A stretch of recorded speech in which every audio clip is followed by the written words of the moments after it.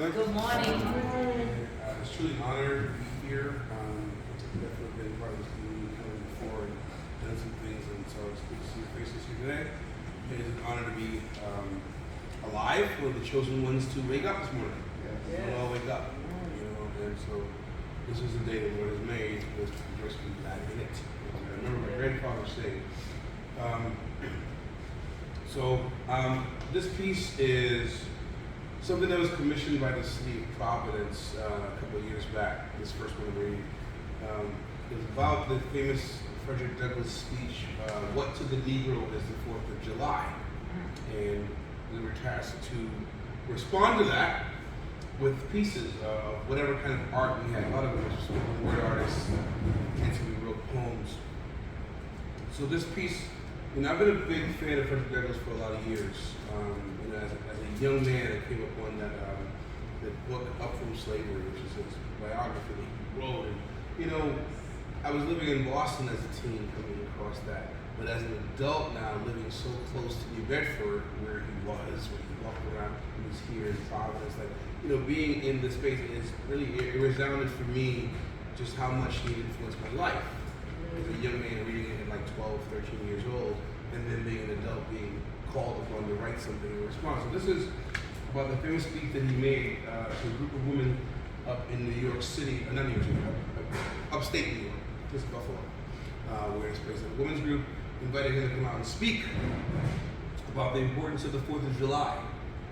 And he found it very strange that they would invite him, a black man, escaped from slavery, and abolitionist person, was to come out and talk about the 4th of July. So this is my interpretation of the response. The speech is itself like a couple hours long. This is a few minutes long. And so it's called "What to Me is the 4th of July?" And it's the idea of how Frederick Douglass might respond in poetry.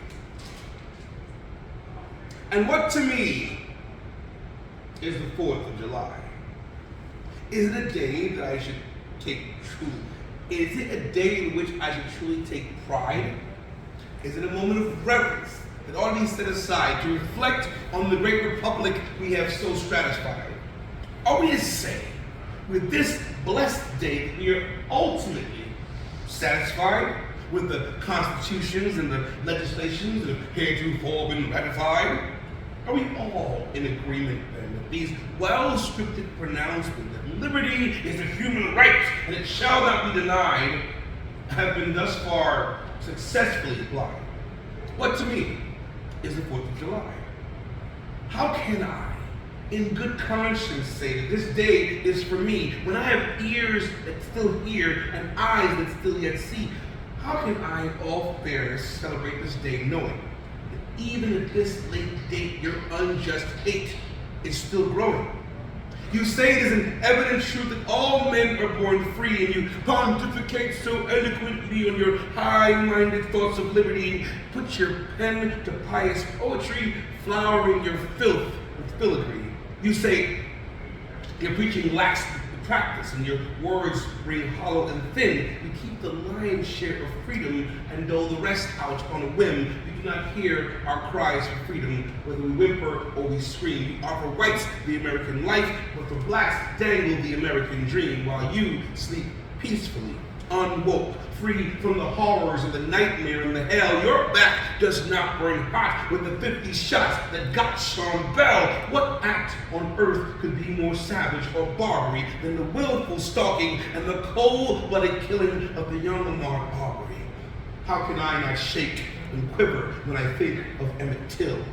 In Money, Mississippi, whistling in Dixie could still get you killed. Your neck fastened to an old cotton gin, and your body dumped in a river, a grim icon of sin. What to me is the 4th of July?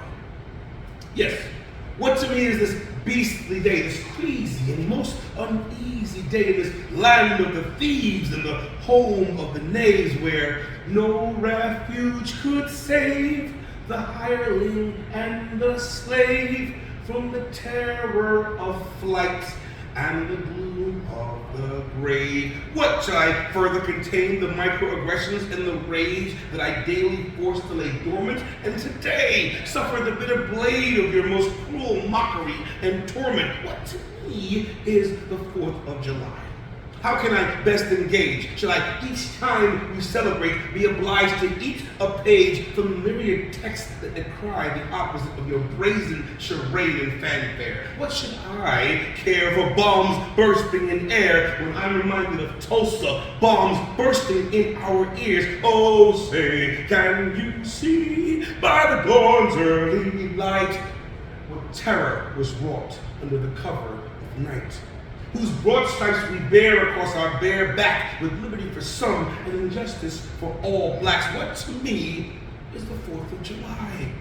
Is it a day for humbling my honest umbrage that 245 years after suffering, being bought and sold upon the auction blocks, and getting our heads busted by a flag like a whip with our red blood encrusted, you still seek to deny my unalienable rights and restricting my suffrage? What to me, yes, what to me is the 4th of July?